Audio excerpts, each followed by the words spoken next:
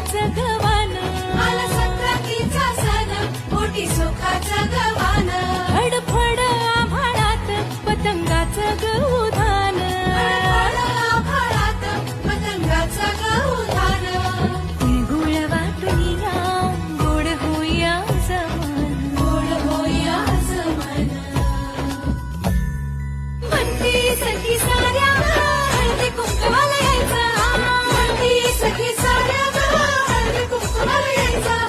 हळदी कुंकवाला यायचं, हळदी कुंकवाला यायचं, हळदी कुंकवाला तिळगुळ घ्या, घोट घोट बोला.